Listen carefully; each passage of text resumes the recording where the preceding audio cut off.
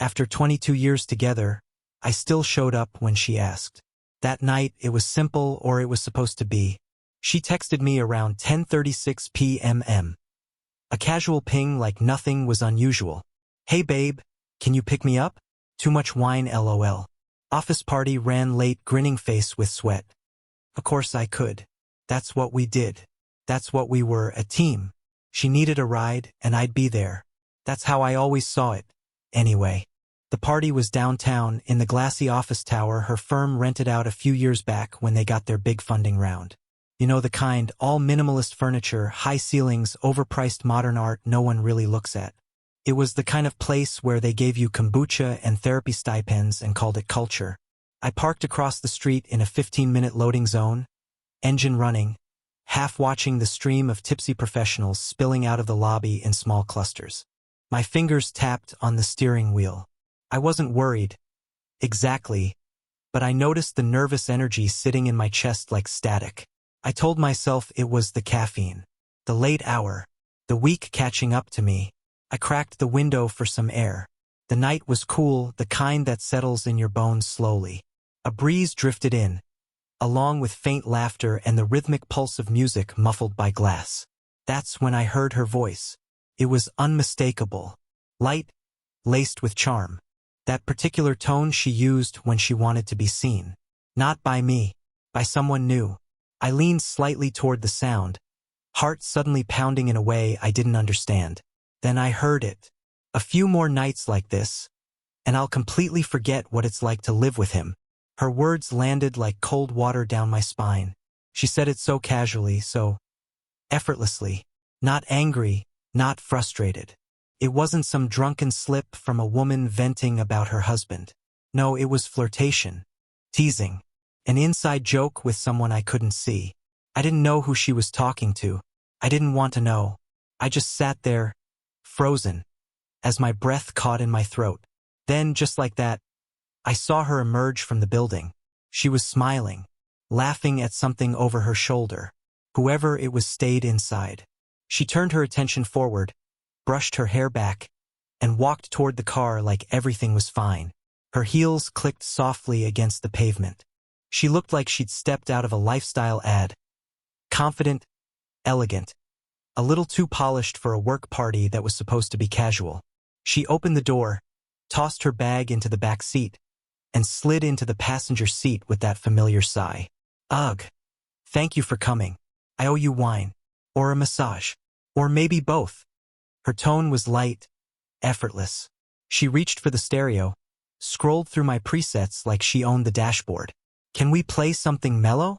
Like jazz, but S*XY jazz, you know? I'm in that kind of mood. I said nothing. My eyes stayed on the road. Hands at 10 and 2. She glanced at me, lips parted as if she expected a joke or a smile or something. When I didn't bite, she shifted, pretending not to notice.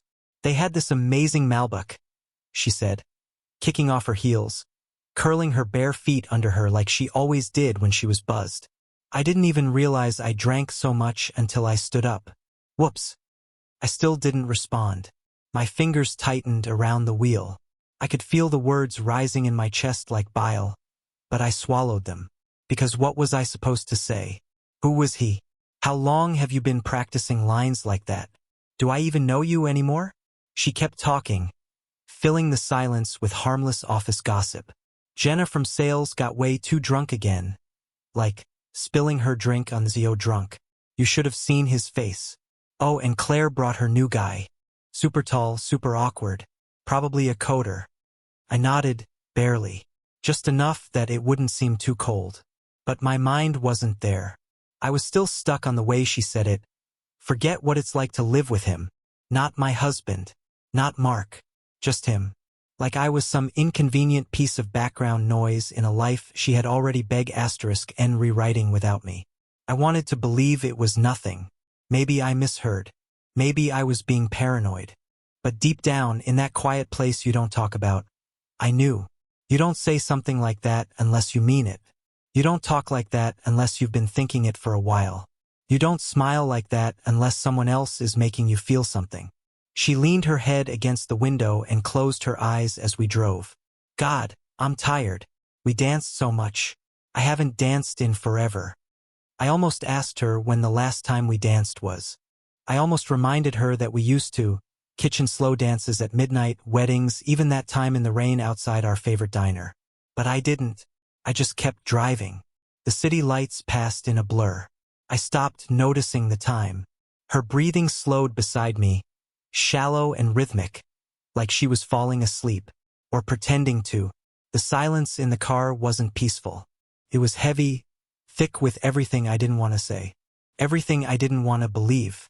By the time we pulled into the driveway, my hands were numb. She stirred and smiled sleepily. Thanks again. You're the best. She kissed me on the cheek before stepping out, barefoot, heels dangling from her fingers. I stayed in the car a few moments longer. Engine off. Hands on the steering wheel. My reflection in the windshield stared back at me, unfamiliar somehow. Something had shifted. A crack had formed. I didn't know what came next, but I knew this. Things weren't the same.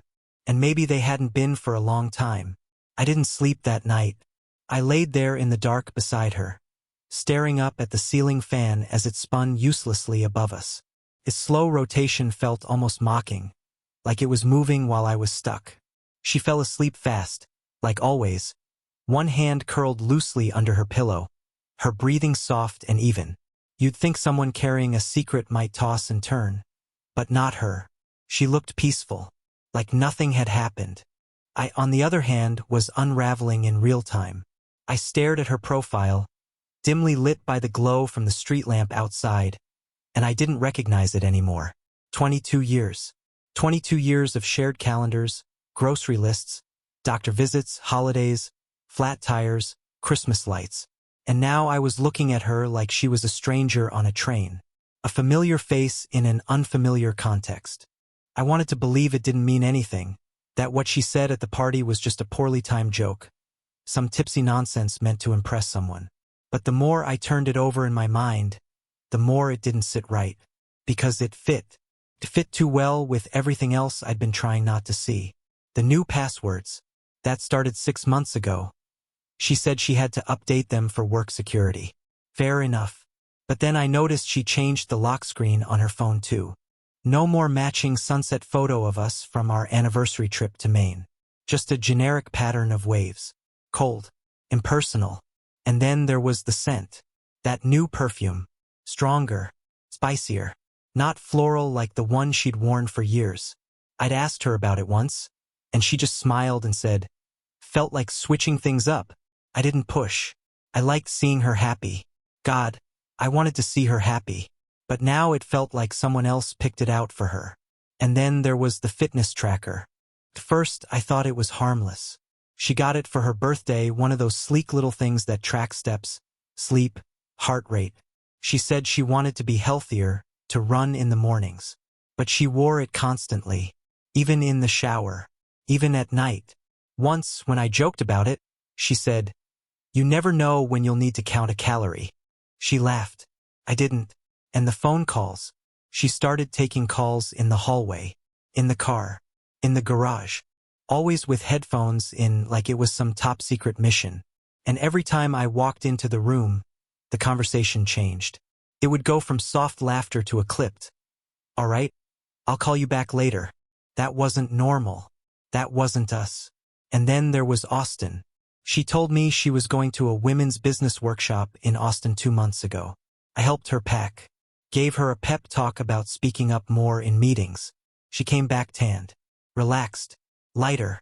But the event, she said, was held inside a hotel conference center all weekend. No time for anything else. "So when did you get to lay out by the pool?" I had asked, teasing her. She smiled and shrugged. There was a break in the schedule.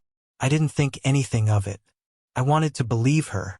But now, lying beside her in the dark, I realized that trip wasn't a break. It was a test run for a new life, one without me. It was like she'd been slowly building a version of herself that didn't need me anymore, one I wasn't invited to know. And I'd missed it. Or rather, I ignored it. I chose not to see it. Because to see it meant accepting that something was wrong, that the ground beneath our marriage wasn't stable anymore. and I wasn't ready for that. So I convinced myself it was fine, that we were just getting older, that it was a phase, that marriages go through ups and downs. But this wasn't a phase. This was a pattern. She had been living a parallel life for a while now, quietly, efficiently, like someone slipping into a new identity in small, manageable pieces. I kept thinking we were still playing the same game, but she'd moved on to a different sport entirely. I got out of bed around 3 a.m. and walked into the kitchen.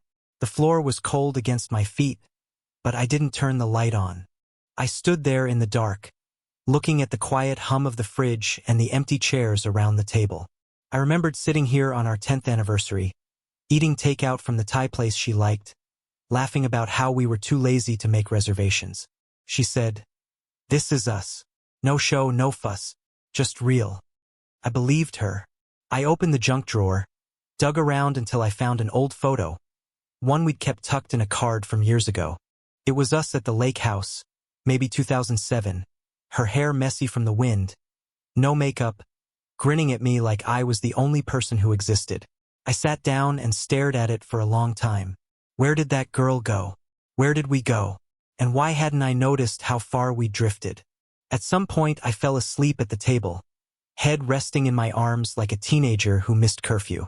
When I woke up, the morning sun was bleeding through the blinds.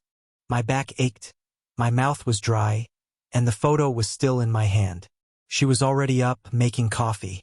She didn't say anything at first, just glanced at me and gave a small smile. "Rough night." I nodded slowly. "Yeah, something like that." She poured me a cup without asking, slid it across the counter. "You should try sleeping upstairs. That table's not exactly ergonomic." I didn't respond. I couldn't tell if she was being gentle or just pretending nothing was wrong. Either way, I didn't have the energy to play along. "I'm going to yoga," she said after a few minutes. She said it like she always did, breezy, normal, routine. But something inside me snapped into focus. She had left her phone on the counter, unlocked. That never happened. She turned around to grab her keys, and for the first time in a long time, I broke one of our unspoken rules. I picked up the phone and swiped down on the location tracker. She had forgotten to turn it off. And there it was, her real location history. Not yoga, not even close. I felt the coffee turn bitter in my mouth as I stared at the map. A pin hovered on the screen, hovering over a hotel off Highway 290. Not a chain, a boutique place. Quiet, discreet. Room numbers visible in the app. I didn't say anything. I just watched her walk out the door, mat in hand, ponytail bouncing, like she was heading to Downward Dog and not a hotel bed that wasn't ours. I sat there for a few minutes, phone still in hand, heart racing in slow, deliberate beats. I wasn't the kind of guy to jump to conclusions, but at this point it didn't feel like jumping. Felt like arriving, like walking through the final door at the end of a very long hallway, and knowing this is it. This is the moment you finally see the truth you've been pretending not to know. I set the coffee down, walked back upstairs, got dressed. I didn't pack a bag. I wasn't going to confront her. I just wanted to see, to know for sure, to stop clinging to the past. I told myself I wasn't going there to explode. I wasn't driving out to that hotel to make a scene, or yell, or catch anyone in the act. I just wanted to be sure, to look truth in the eye and stop pretending I didn't see it. That's all. Just certainty. It was late morning by the time I pulled onto the access road off Highway 290. The hotel sat tucked behind a row of trees and a stone wall, the kind of place designed to be overlooked. Not fancy, not seedy. Just quiet, private. That word kept ringing in my head. Private. As I turned into the lot, my eyes scanned the rows of cars like I was solving a puzzle. And there it was, her car. Parked like it belonged there. Like she belonged there. She had told me she was at yoga. She had looked me in the eye, handed me coffee, and told me she'd be back before lunch. But here she was. I parked a few rows away, heart thudding so hard I felt it in my throat. I didn't get out of the car right away. I sat there for a few minutes, hands clenched in my lap, staring at the building like it might evaporate if I blinked. I didn't know what I was hoping to find. Some explanation that would make this all make sense? Some innocent twist that would unravel my suspicion and make me feel foolish for doubting her? No, I already knew. Still, I needed something concrete. Something beyond the pin on her location tracker and the half-sentence I heard through a car window. I needed a fact I could hold, like a stone in my palm. A fact with weight. So I got out. I didn't go inside. I didn't ask for a room number. I didn't need to. I walked the perimeter slowly, staying out of view from the front desk windows. It wasn't hard. The place was mostly empty. Just a few cars and some cleaning carts left parked outside rooms. I turned the corner and that's when I saw it. Room 214. Her car was parked directly across from it. And leaning against the window, still visible behind the semi-drawn curtain, was her hoodie. The gray one with the faded drawstrings. Mine originally. She'd taken it years ago and made it hers. I'd know it anywhere. On the chair next to the window were 2 coffee cups. 2. That was enough. I didn't knock. I didn't go up to the window. I just stood there a moment, taking it in. My breath turned shallow, as if my lungs had decided they no longer trusted the air. Then I walked away.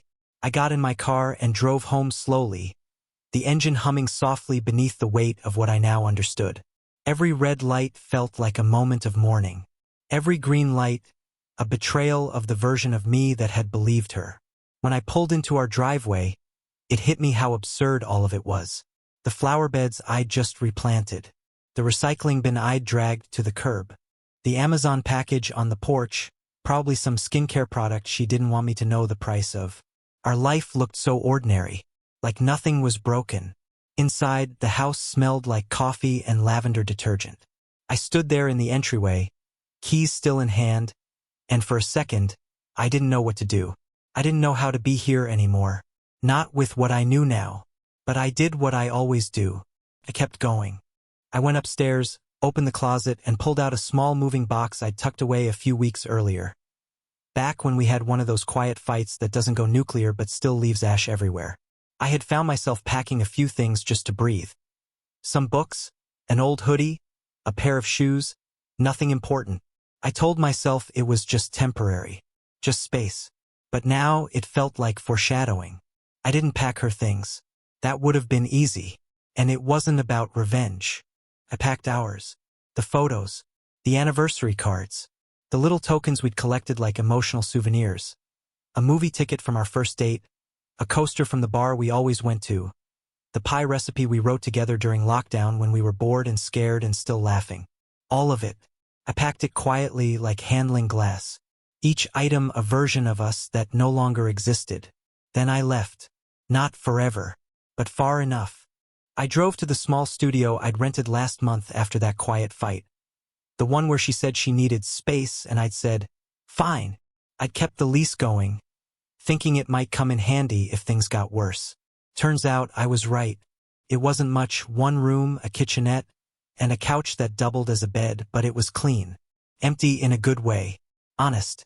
I placed the box on the counter, sat down, and just stared at it for a while. Not crying, not thinking, just breathing. Then I wrote the note. Just a few lines on the back of a grocery receipt I found in my pocket.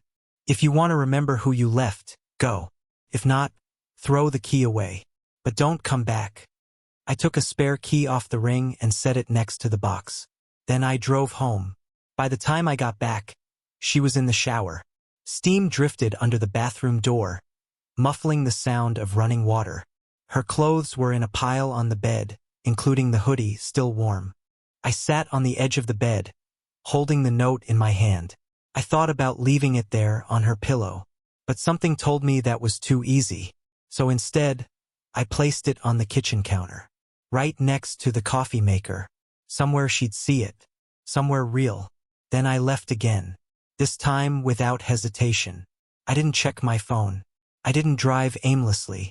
I went straight back to the studio, locked the door behind me, sat on the couch and waited.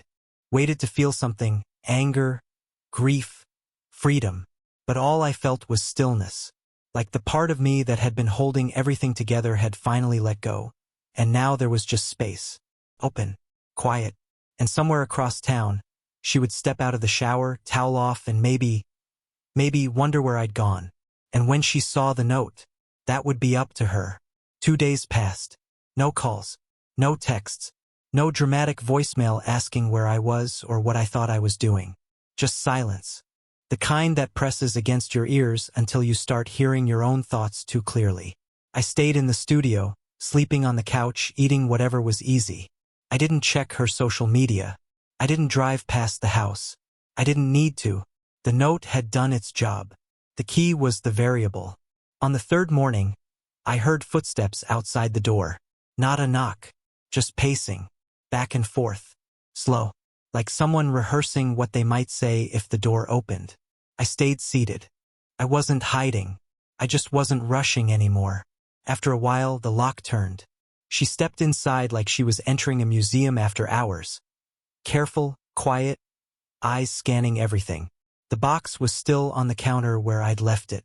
She stopped in front of it and just stood there. I watched her from the couch. She looked composed. Not angry, not desperate, just alert, focused, like someone assessing a situation instead of feeling it. She opened the box. One item at a time. The photos, the cards, the recipe written in both our handwritings. Flour smudged in the corner. She didn't cry. She didn't smile. She didn't sit down. When she finally looked at me, her face was unreadable.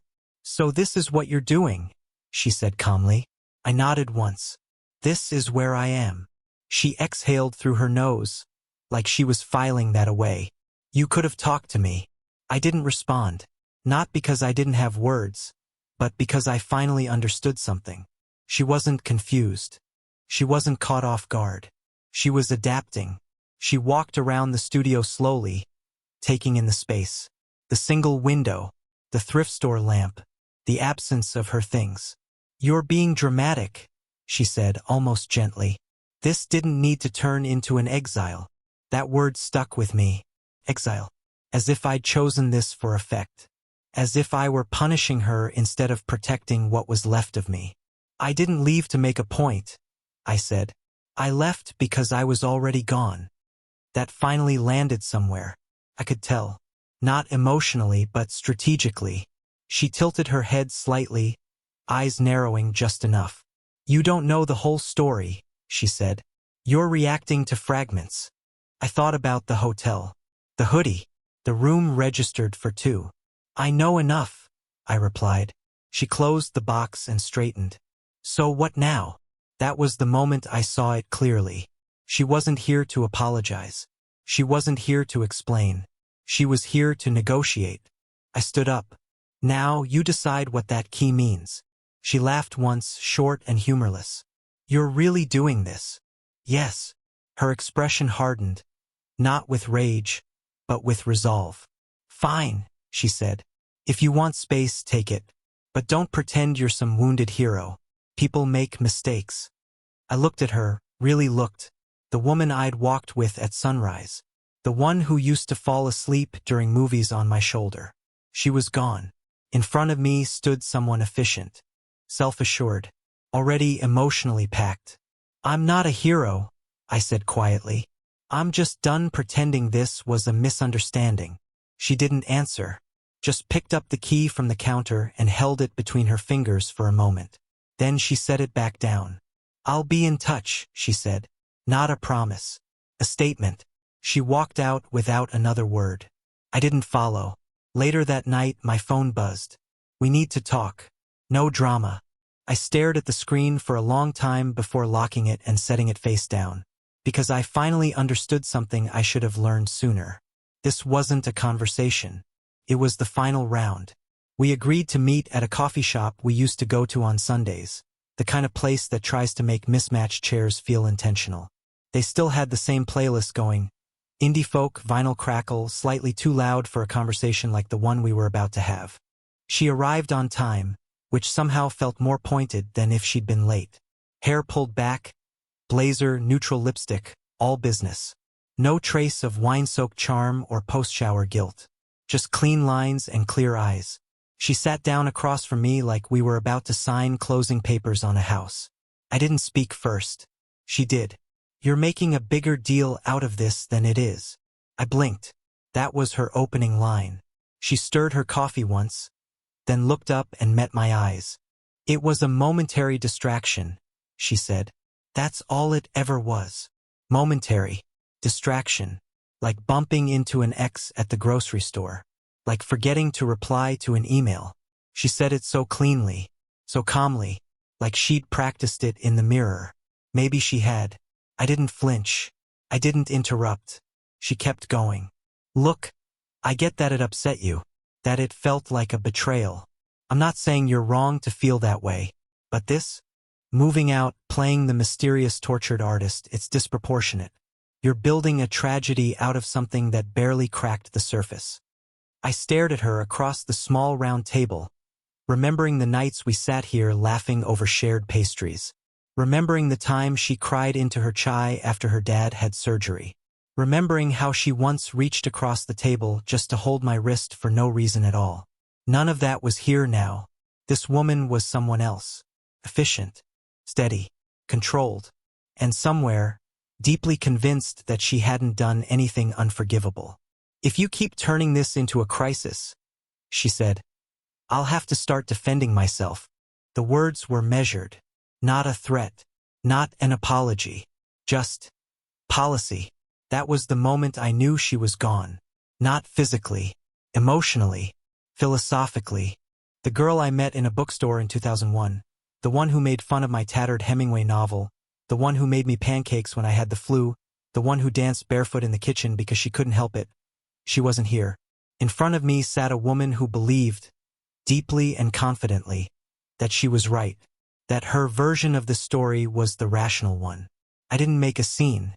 I didn't raise my voice. I just stood up, took my coat off the back of the chair, and looked at her for a long second. No anger, no pleading, just acknowledgement. I get it now, I said softly. She looked confused for the first time. Get what? That I've been trying to hold onto something that doesn't exist anymore. Her expression shifted. A flicker of something. Maybe discomfort, maybe realization, but it passed quickly. She leaned back, folded her arms. So that's it. I nodded. That's it. She glanced down at her cup like it held something more interesting than this conversation. I turned and walked out. The air outside hit like a bucket of cold water. I stood on the sidewalk for a second, letting the traffic noise fill the space where my heartbeat used to be. People passed by with dogs, with strollers, with lives that felt intact. I kept walking, back to the studio, back to the silence. But this time I welcomed it, because I wasn't afraid of it anymore. We didn't talk again for a while after the coffee shop. I thought that was the end. Then one afternoon, a copy of my manuscript arrived at her address. The book I'd been quietly working on for months. A memoir about relationships where one person slowly disappears. She thought I'd stopped writing. I hadn't. I just stopped showing her my work. Along with the book, I sent a note. You asked if I was finished. No, I'm just getting started. A week later, she showed up at the studio. For once, she didn't ask for anything. She didn't cry, didn't explain. We talked. Not about getting back together. Not about blame. Just truth. She stood at the doorway like a memory. Then she left. That was a year ago. Today, I'm signing books in a small store in the city. People ask how I made it through betrayal, how I turned silence into story. And I tell them the truth. You don't fix what someone chooses to break. But you can survive it. And that's what I did.